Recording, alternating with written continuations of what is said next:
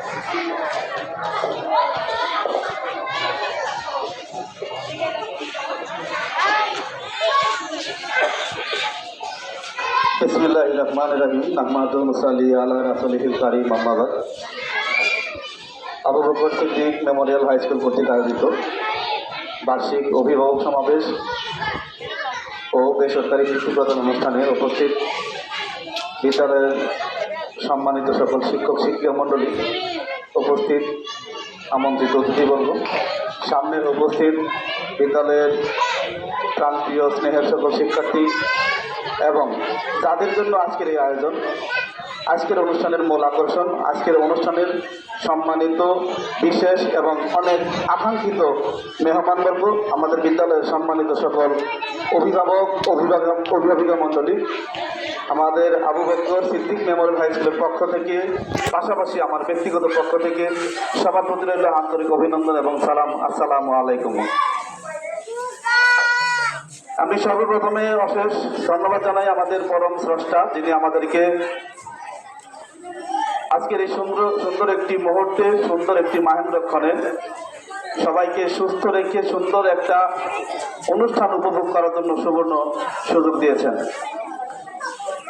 এরপরে ধন্যবাদ জানাই আগত সম্মানিত সকল অভিভাবিকাদেরকে, যিনারা হাতের অত্যন্ত মূল্যবান সময়টাকে আজকের এই অনুষ্ঠানের জন্য আমাদের ডাকে সাড়া দিয়েছেন। আপনাদের উদ্দেশ্যে প্রথমেই কিছু বলতে চাই। আমরা বিদ্যালয়ের পক্ষ থেকে আমি আমার আপ্রাণ চেষ্টায়, আমার সহকর্মীদের আপ্রাণ চেষ্টায় প্রত্যেকটা অভিভাবককে আমি চিঠির মাধ্যমে দাওয়াত দিয়েছি। শুধু তাই নয়, আমি গতকাল এটাও চেষ্টা করেছি চিঠি দেওয়ার পরে সেই চিঠিগুলো কোনো অভিভাবক পেল কিনা, সেখানে আমার একটু কনফিউশন ছিলাম, যার জন্য আমি আবারও গতকাল রাতে আমার আরেকজন শিক্ষককে আমি ফোন করিয়ে দাওয়াতটাকে মনে করিয়ে দিয়েছি। আমার এখানে প্রায় 200+ শিক্ষার্থী। যদি 200+ শিক্ষার্থী হয় তাহলে 200+ অভিভাবক, আর যদি 2 জন করে আসেন 350 থেকে 400 জন। এখানে আসছেন অল্প কিছুক্ষণ, অল্প কয়েকজন। যেনারা আসছেন অবশ্যই আপনারা অত্যন্ত দায়িত্বশীলতার পরিচয় দিয়েছেন। আপনাদের আগমনে আমরা অত্যন্ত গর্বিত, আপনাদের আগমনে আমরা অত্যন্ত খুশি। আপনাদের আগমনই আপনাদের পরিচয় বহন করে আপনারা কতটুকু দায়িত্বশীল, আপনারা কতটুকু সন্তানের প্রতি যত্নবান। যদি যত্নবান কিংবা দায়িত্বশীল নাই হতেন, আজকের একটা ছুটির দিনে আপনাদের অনেক কাজের প্ল্যানিং থাকে, কোথাও হয়তো একটু বাচ্চাদেরকে নিয়ে ঘুরতে যেতেন, অথবা পারিবারিক কোনো গুরুত্বপূর্ণ কাজ থাকতে পারে, অথবা ইত্যাদি অনেক বড় ধরনের কিংবা গুরুত্বপূর্ণ প্ল্যানিং থাকে, কিন্তু সেগুলোকে উপেক্ষা করে আমাদের তাকে সাড়া দিয়েছেন। এজন্য আপনাদের প্রতি আন্তরিকভাবে কৃতজ্ঞতা প্রকাশ করি। তো যেহেতু আপনারা আসছেন, আপনাদের একটু অবগত করতে চাই। আপনারা সবাই একটু সামনে খেয়াল করবেন, আমি যে একটা ব্যানারটা নিয়েছি, সেই ব্যানারে লেখা আছে বার্ষিক অভিভাবক সমাবেশ। যেহেতু বার্ষিক অভিভাবক সমাবেশ, আপনাদের সাথেই কথা বলবো। আজকে আমরা বলবো কম, শুনবো বেশি। আপনারা অন্যান্য সময় ব্যস্ত থাকেন, আপনাদের অফিস থাকে, পারিবারিক কাজে ব্যস্ত থাকেন, ব্যবসা বাণিজ্য আছে, যার জন্য সময় পান না।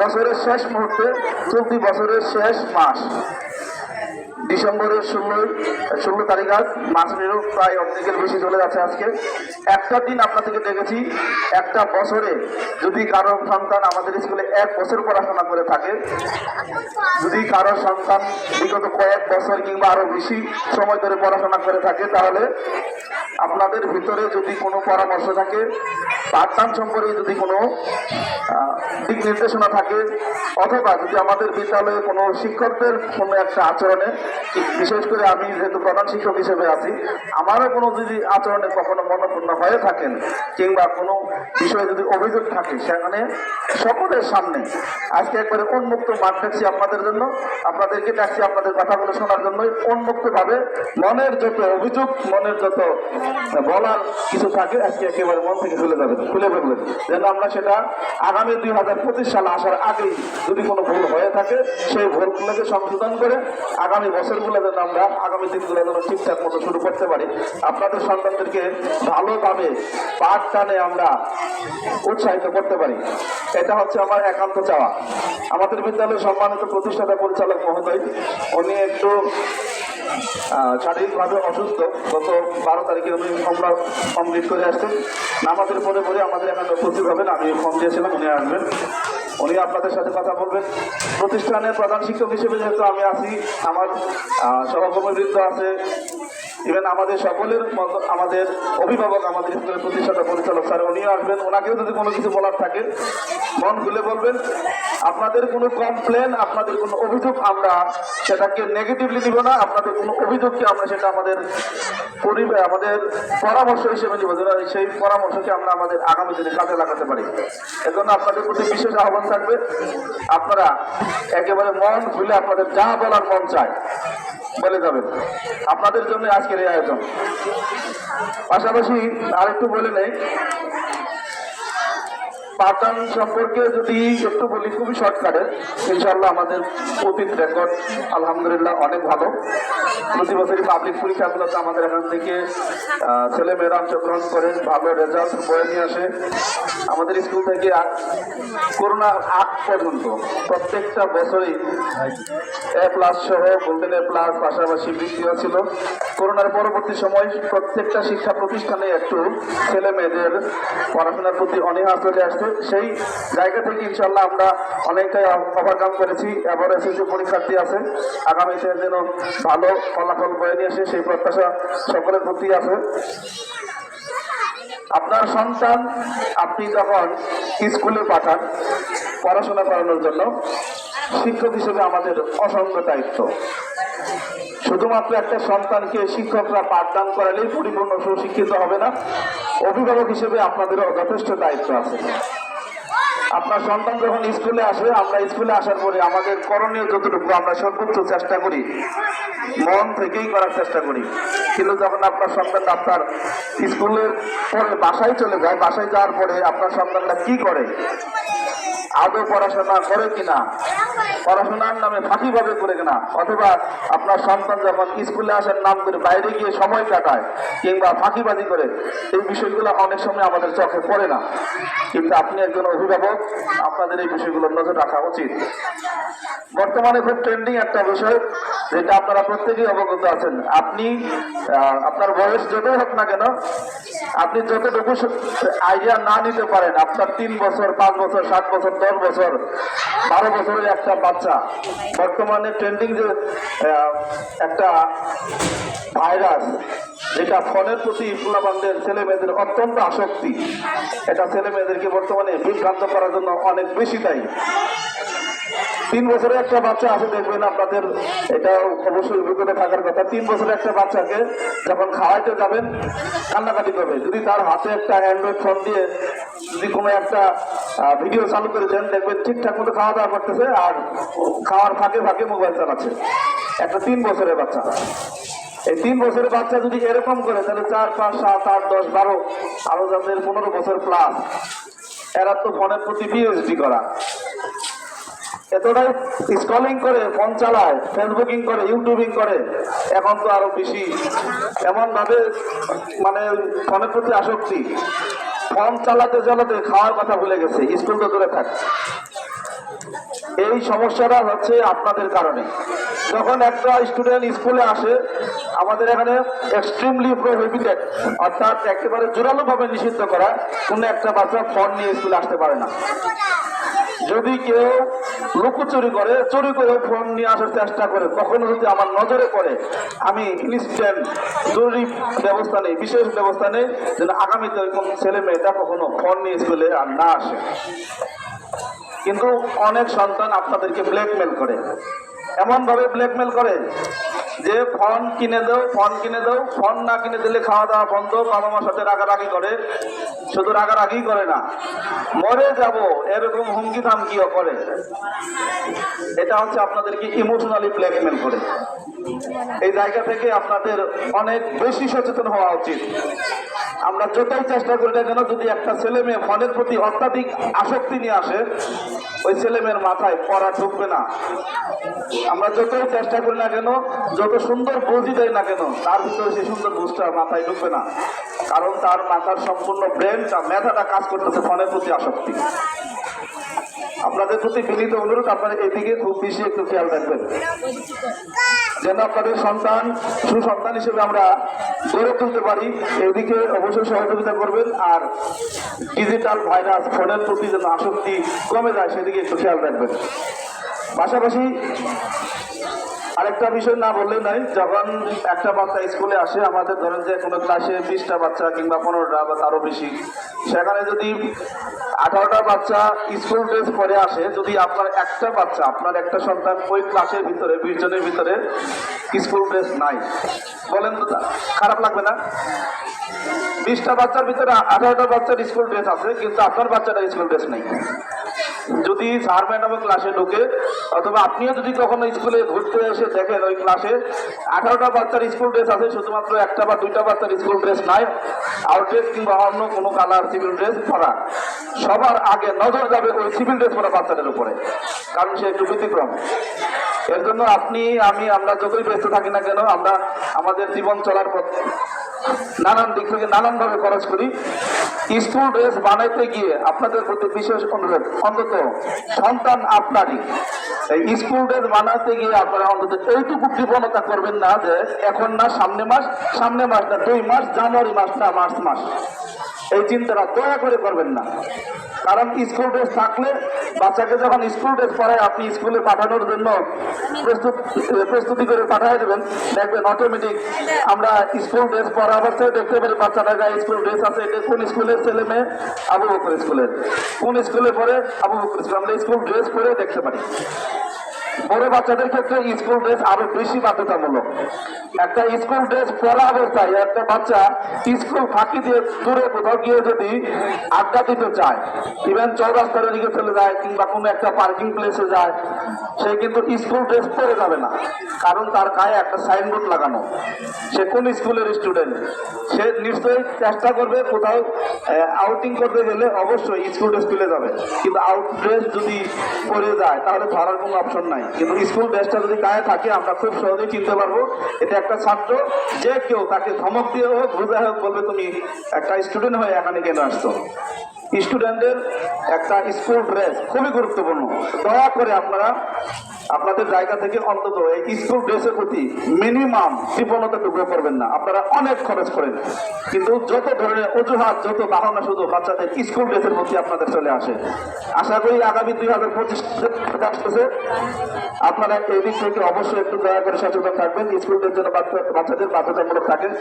ইভেন আমি সিদ্ধান্ত নিয়েছি আগামী যে সময়টা আসতেছে আমাদের স্কুলে, আপনারা দেখতে পাচ্ছেন পূর্ব পাশে আমাদের এখানে একটা ওয়াশ ব্লক হবে, সেটা ফিমেল ওয়াশ ব্লক। আমাদের এখানে পশ্চিম পাশে একটা ওয়াশ হবে, সেটা হচ্ছে ছেলেদের জন্য। আর আমাদের স্কুলটা কিন্তু চারপাশে একেবারে 4 দেয়াল ঘেরা, সম্পূর্ণ সেফটি।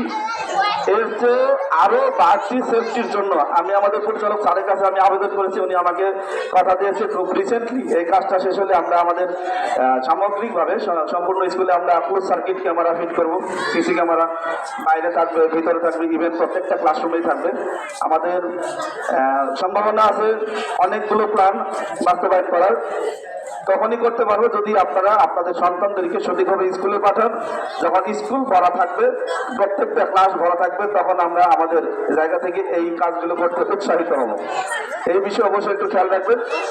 আরেকটা বিষয় হচ্ছে, যেহেতু কিন্ডার গার্ডেন না বললেই নয়, সরকারি স্কুল না, এটা কিন্ডার গার্ডেন প্রাইভেট প্রতিষ্ঠান, আপনারা প্রত্যেকেই অবগত আছেন। আপনাদের দেওয়া মাসিক বেতনে কিন্তু আমাদের শিক্ষকদের বেতন দিতে হয়। এটা হয়তো বা আপনারা অনেকে একটু আমলে নেন, অনেকে আমলে নেন না। আপনাদের দেওয়া টাকা দিয়ে কিন্তু আমি শিক্ষকদের বেতন দিই। অন্তত এতদিন যা আমরা করছি তো করছি, আমাদের পরিচালক স্যারের সবাই অবগতির জন্যই বলি, উনি বারংবার যে কথাটা আমাদেরকে বলে থাকেন, নির্দেশনা দিয়ে থাকেন, যে স্কুলটা আমাদের পরিচালক স্যারের বাবার নামে তৈরি।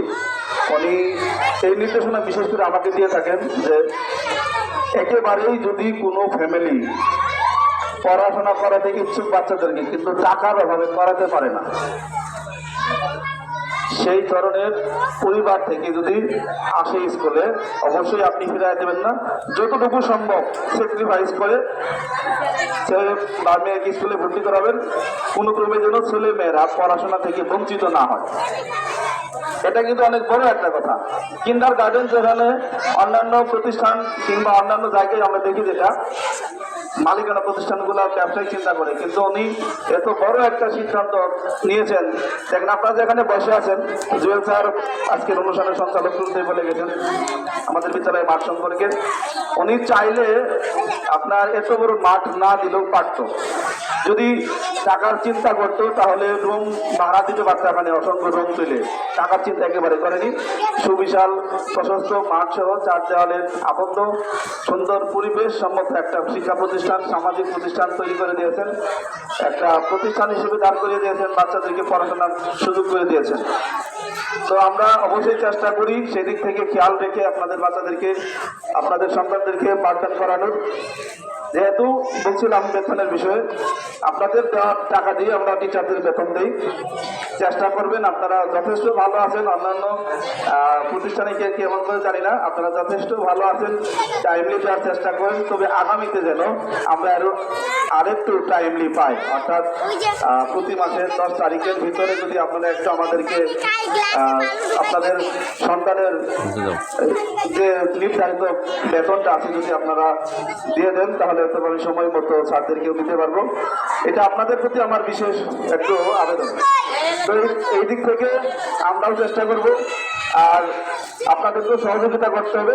সার্বিকভাবে আমরা চেষ্টা করবো একটা বাচ্চাকে সুসন্তান হিসেবে, সুনাগরিক হিসেবে, সুশিক্ষিত একটা জাতি হিসেবে গড়ে তুলতে পারি। যে জাতি, যে সন্তান, যে একটা সুনাগরিক আগামীতে দেশের হাল ধরবে, আগামীতে ভালো কোনো কাজে অবদান রাখবে। সবাই যেহেতু অল্প কথা হবে, স্বল্প যতটুকু হবে আমাদের আজকের অভিভাবকদের গল্প। এই অল্প সময় আমি আমার কথা আর লম্বা না করে আমার বক্তব্য এখানে শেষ করার পূর্বে সকলের প্রতি একটু বিশেষভাবে আহ্বান, আপনারা ধৈর্য ধরে যেহেতু বসেই আছেন। অনেক গার্ডেন আমি গতকালেও জানিয়ে দিয়েছি এবং চিঠিতেও জানিয়ে দিয়েছিলাম 2টা 30 মিনিট। অনেক অভিভাবক 2টা বাজে চলে আসছেন। আমি আপনাদের প্রতি আন্তরিকভাবে দুঃখ প্রকাশ করছি। আমি অনেক আগেই অনুষ্ঠানটা শুরু করতে পারি নাই। অনেকেই আসছেন দেরিতে, আবার অনেকে এখনো আসেন নাই। যারা আসছেন আপনাদের প্রতি কৃতজ্ঞতা এবং সময় মতো অনুষ্ঠান শুরু করতে না পারার জন্য আন্তরিকভাবে দুঃখ প্রকাশ করছি। সকলের জন্য, সকলে স্কুলের সম্মানিত সকল অভিভাবকদের জন্য আজকে বিজয় দিবসের শুভেচ্ছা। বিজয় দিবস উপলক্ষে আজকের আয়োজন। আপনারা যারা আছেন প্রত্যেকের তো 2টা হাত আছে নাকি? আছে তো নাকি? ঘুমাই গেছেন? একটু আমার কথা সারা দেবেন, আমি শেষ করবো এখনই। প্রত্যেকের তো 2টা হাত আছে নাকি? আপনাদের যার যার জায়গা থেকে 2টা হাত উজাড় করে প্রত্যেকের জন্য, এই স্কুলের স্যার ম্যাডামদের জন্য সদরে একটা করে তালি চাই। সদরে অনুষ্ঠান বক্তব্য তখনই প্রাণবন্ত হয় যখন শ্রোতার পক্ষ থেকে রেসপন্স আসে। একজন সঙ্গীত শিল্পী তখনই নিজেকে সার্থক মনে করে যখন তার গান শুনে শ্রোতারা করতালি দেয়। একজন স্পিকার তখনই সার্থক মনে করে যখন শ্রোতারা তার বক্তব্য শুনে করতালি দেয়। আমার কাছে মনে হয় আপনারা যেহেতু করতালি দিলেন, ঘুমটা ভেঙে গেছে, তখন সম্ভবত অনেকেই ঘুমিয়েও ছিলেন। একটু মাঝে মধ্যে রেসপন্স করতে হবে। যাই হোক, আপনাদেরকে বিশেষভাবে ধন্যবাদ এবং কৃতজ্ঞতা স্বীকার করে আমি আমার সমাপনী, আমার বক্তব্য এখানে শেষ করছি। তবে বক্তব্য শেষ করার পূর্বে আমি আজকে সঞ্চালক জনাব জুয়েল স্যারকে রিকোয়েস্ট করবো, আমরা আমাদের কথা আর বলবো না। যেহেতু প্রধান শিক্ষক হিসেবে আমি কথা বলছি, আমাদের পরিচালক স্যার আগে উনি এসে কিছু হয়তো বা অল্প সময় কথা বলবেন। শুধু কথা না বললেও আপনাদের সাথে সাক্ষাৎ করার সম্ভাবনা আছে। এখন আমি এখানে একটা খাতা এবং কলম নিয়ে বলবো, আপনাদের অভিযোগগুলো শুনবো। আপনাদের অভিযোগগুলো আমি লিখে রাখবো এবং ইনস্ট্যান্ট সম্ভাবনা যদি সম্ভব হয় সমাধান করার করে দেবো। আর যদি বড় কোনো সমস্যা থাকে আমাদের পরিচালক স্যারের মাধ্যমে সমাধান হবে। এই আপনাদের অভিযোগগুলো আমি শুনবো এবং নোট ডাউন করবো। এজন্য আমি আজকের অনুষ্ঠানের সঞ্চালক জনাব জুয়েল স্যারকে বিনীতভাবে অনুরোধ জানাবো। আমরা এখন গার্ডিয়ানদের পক্ষ থেকে, আমি চাই প্রত্যেকটা গার্ডিয়ান যে যার মতো করে একটু বলা শিখেন না, প্রত্যেকেই তো কথা বলেন। বাসায় বলেন, শপিং এ গেলে কথা বলেন, যখন অফিসে যান তখন কথা বলেন, পারিবারিকভাবে একজন আরেকজনের সাথে গল্প করেন, কথা বলেন, সবাই কিন্তু আমরা এখানে ভাই ভাই বোন বোন। ঠিক আছে, আপনারা এখানে আসবেন, আপনাদের যদি কোনো অভিযোগ থাকে সেটা একটু জানাবেন, আমি নোট ডাউন করে রাখবো এবং এটা আগামীতে 100% বাস্তবায়িত হবে ইনশাল্লাহ, কথা দিলাম। তবে আমি চাই প্রত্যেকটা গার্ডিয়ান আমাদের সাথে কথা বলেন, আমাদের সম্পর্কে, আমাদের বিদ্যালয় সম্পর্কে, বিদ্যালয়ের পাঠদান সম্পর্কে, বিদ্যালয়ের পরিবেশ সম্পর্কে যা মন চায় আপনারা, আমি চাই আপনারা বলুন। সেই পর্যায়ে আমি আমার কথা এখানে শেষ করে আপনাদের সকলের প্রতি আবারও ধন্যবাদ দিয়ে, বিশেষ করে সবাই যে একটু করতালি দিয়েছেন এর প্রতি ধন্যবাদ জানিয়ে আমি আমার কথা শেষ করছি। সকলের সুস্থ জীবন এবং সমৃদ্ধ জীবন কামনা করে সবার প্রতি আবার সর্বশেষ বিজয়ী শুভেচ্ছা এবং বিজয়ী সালাম দিয়ে শেষ করছি। আসসালামু আলাইকুম ওয়া রাহমাতুল্লাহি ওয়া বারাকাতুহু। ধন্যবাদ অত্র বিদ্যালয়ের প্রধান শিক্ষক মোহাম্মদ সাইফুল ইসলাম স্যারকে।